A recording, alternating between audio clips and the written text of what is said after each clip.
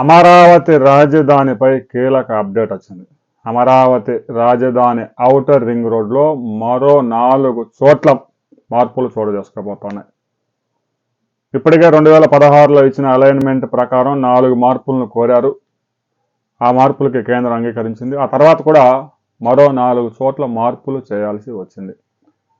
ఇప్పటికే అమరావతి రాజధాని ప్రాంతంలో విజయవాడ చుట్టుపక్కల అమరావతి రాజధానికి వస్తున్న 189 కిలోమీటర్ల ఔటర్ రింగ్ రోడ్డు పరిధిలో దాదాపుగా 156 వెంచర్లు వెలిశాయి.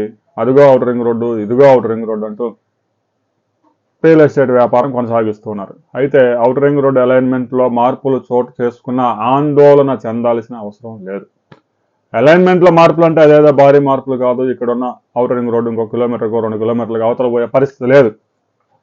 2019 నుంచి 2024 దాకా అమరావతి రాజధానిని సర్వనాశనం చేసి 3 ముక్కలు చేసి ఔటర్ రింగ్ రోడ్డు నిర్మాణాన్ని గాలి వదిలేసి ఔటర్ రింగ్ రోడ్డు ప్రాంతంలోనే గోడౌన్లు నిర్మించుకోవడానికి, చెరువులు తవ్వుకోవడానికి వైసీపీ ప్రభుత్వం అనుమతులు ఇచ్చింది.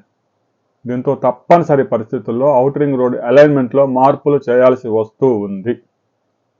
ఇదే విషయాన్ని ముఖ్యమంత్రి చంద్రబాబు నాయుడు కేంద్ర ఉపరితల రవాణా మంత్రి గడ్కరీకి లేఖ రాశారు. ఈరోజు చీఫ్ ఇంజనీర్ ఆ ప్రాంతాలను పరిశీలించబోతా ఉన్నారు. ఆ తర్వాత అలైన్మెంట్లో మార్పులు చేయబోతా ఉన్నారు. అలైన్మెంట్లో మార్పులు అంటే ఔటర్ రింగ్ రోడ్డు కొంచెం పక్కకి ఒక 50 మీటర్లు అటు ఇటుగా జరిగిద్ది. అంతేగాని పూర్తిగా అక్కడి నుంచి ఎత్తి ఇంకొక 5 కిలోమీటర్ల అవతలకో ఇంకో 5 కిలోమీటర్ల యువతలకో తీసుకురావడం సాధ్యం కాదు.